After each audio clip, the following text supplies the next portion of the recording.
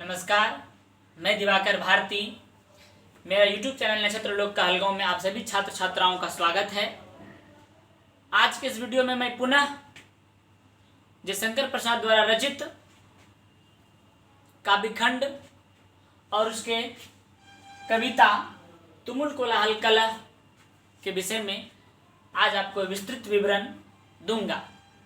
इसके पिछले वाले वीडियो में हमने जयशंकर प्रसाद का पूरा जीवनी बताया था, उसका जीवन परिचय, और उसके साथ साथ उसके जीवन परिचय को बताने के साथ साथ तुमुल कोलाहल कलह में कविता का पहला भाग, पहला पंक्ति बताया था।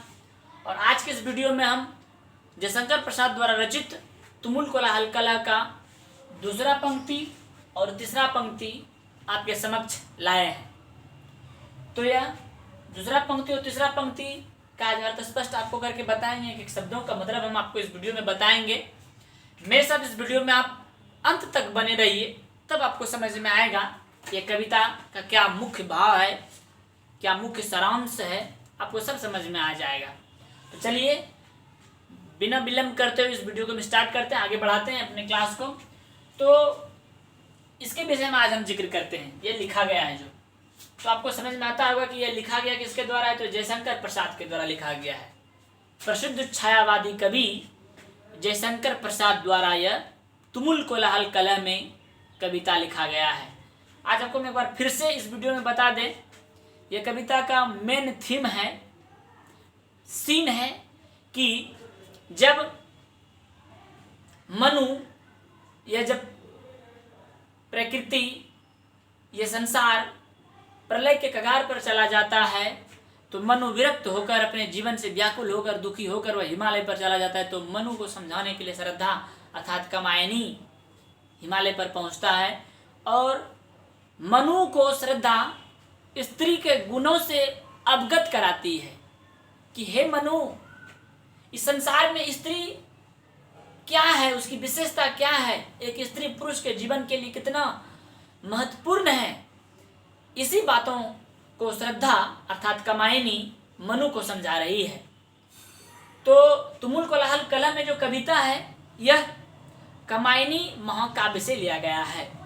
आपको हम जयशंकर प्रसाद का जीवन परिचय में ही बता चुके हैं कि तुमुल कोलाहल कलह में कामायनी महाकाव्य से लिया गया है। और इसको जयशंकर प्रसाद जी इसके विषय में मनु और श्रद्धा, जो कि श्रद्धा कामायनी है, उसी के बीच संवाद को बताते हैं।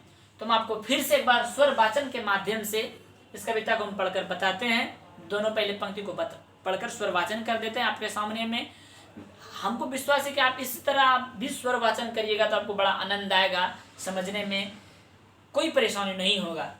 तो आपको स्वर वाचन के माध्यम से दोनों पद आज हम आपको पढ़कर बता रहे हैं।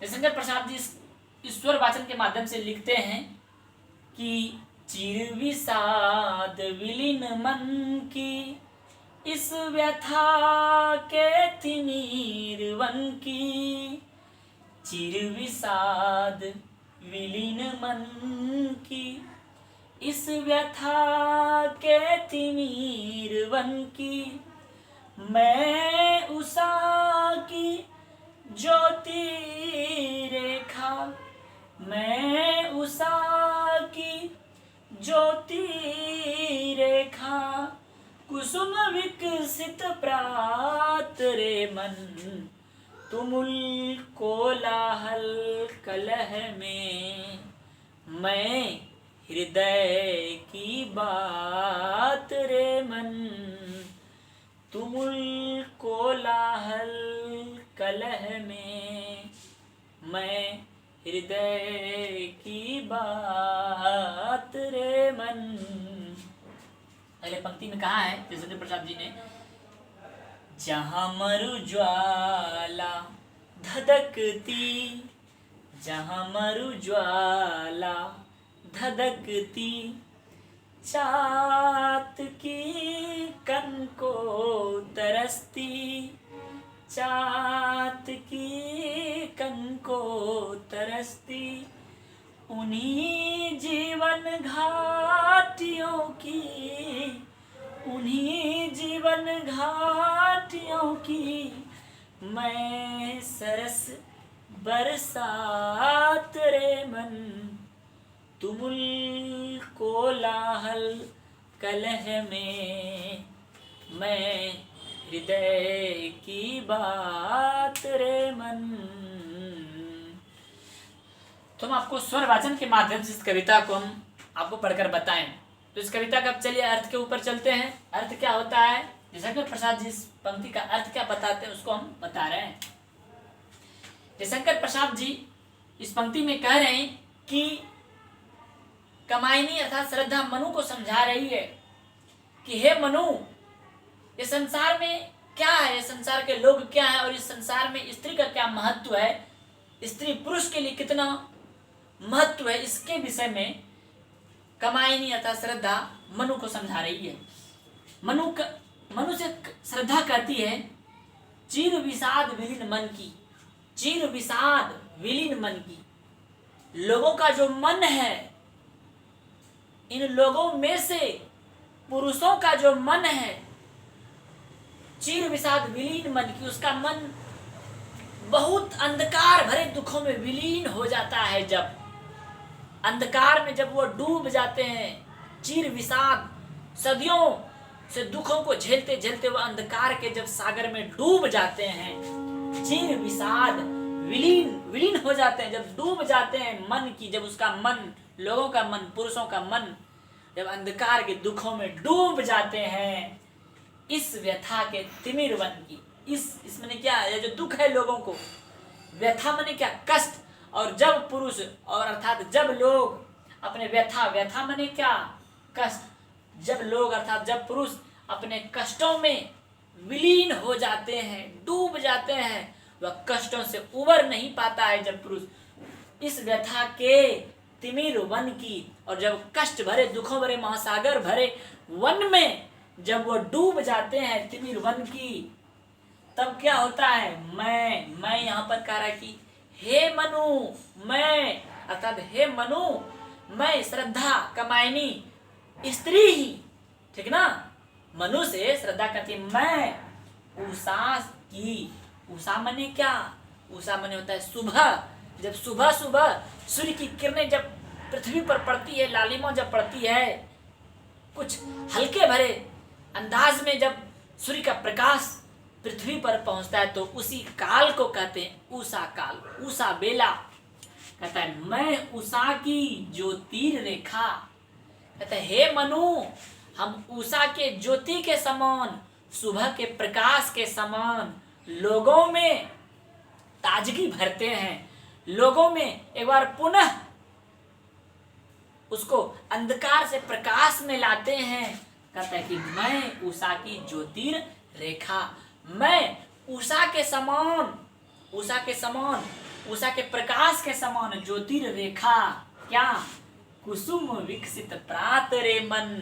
कुसुम, कुसुम मने क्या, फूल, विकसित मने क्या, खिलना। जब सुबह सुबह उषा की रेखा, उषा की किरणें, सूर्य की किरणें जब पृथ्वी पर पड़ती है तो फूल खिल जाते हैं, चिड़ियां चहचहाने लगते हैं, लोग अंधकार से प्रकाश में आ जाते हैं और लोग अपने आप को नया समझने लगते हैं। कुसुम विकसित प्रात रे मन, मन मने हे मनु, हम उषा के उस सुबह के किरणों के समान पुरुषों के जीवन को विकसित करते हैं। पुरुषों के जीवन से जो अंधकार रहता है हम उसको समाप्त करके प्रकाश में ला देते हैं, ठीक उषा की किरणों के समान।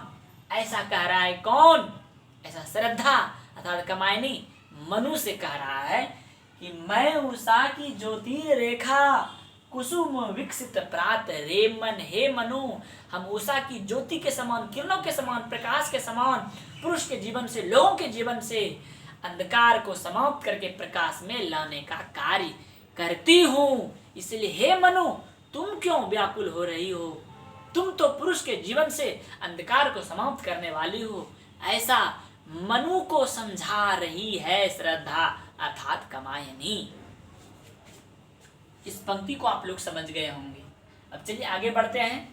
आगे की पंक्ति में जयशंकर प्रसाद जी मनु और श्रद्धा अर्थात कामायनी के बीच संवाद को बताते हुए कहते हैं, फिर कहती है, समझ नहीं रही है मनु, फिर उसको दूसरा तर्क देता है श्रद्धा कामायनी, कहता है जहां मरु, जहां जिस जगह पे जहां मरु ज्वाला धधकती, जहां मरु ज्वाला धधकती, जहां मरुभूमि में लोग परेशान हो जाते हैं, रेगिस्तान में प्यासे व्याकुल हो जाते हैं, जहां मरु ज्वाला धधकती, जहां मरुभूमि में, मरुस्थली भूमि में लोग व्याकुल हो जाते हैं, जल के एक एक बूंद के लिए प्यासे रहते हैं, उसी समय जहां मरु ज्वाला धधकती, और क्या, चातकी कन को तरसती।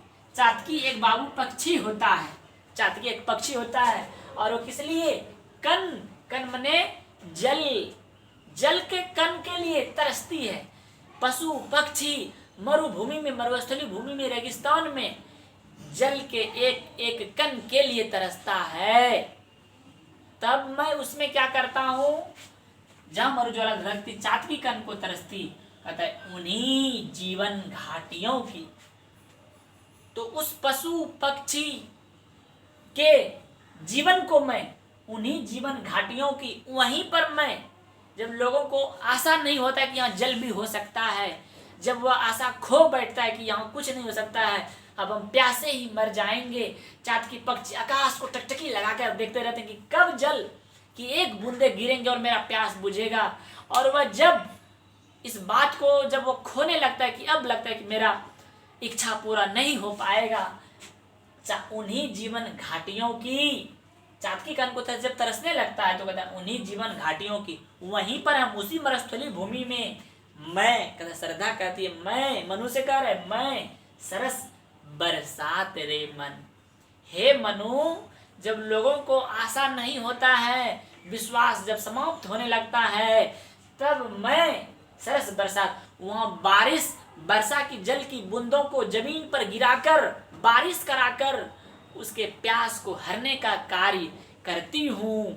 इसीलिए हे मनु, इस संसार से लोगों को विरक्त होकर भाग नहीं जाना चाहिए, परेशान नहीं होना चाहिए, उसका सामना करना चाहिए, क्योंकि कभी ना कभी तो लोगों का दिन जरूर सही होंगे। प्रयत्न करते रहना चाहिए। आज अगर दुखी हैं हम, तो अगले वाले समय में हम सुख का अनुभव करेंगे। अगर आज हम जल के एक एक कण के लिए तरसते हैं, चातकी कण को तरसती, अगर आज हम जल के एक एक कण के लिए तरसते हैं, अगर आज हम प्यासे हैं, तो हे मनु, अगले दिन जल का भी बरसात होगा, यह उम्मीद हमेशा लोगों को रखना चाहिए। चातकी कण को तरसती उन्हीं जीवन घाटियों की, वहीं पर हम, उसी रेगिस्तान भूमि में, उसी मरुस्थली भूमि में मैं सरस बरसात रे मन, बारिश कराकर, वर्षा कराकर सरस बरसात रे मन, और उसके मन को, मनु को कह रहा है, और उसके मन को हम शांत करते हैं, सुखी करते हैं, उसके प्यास को बुझा लेते हैं। ऐसा कामायनी मनु से कहती है।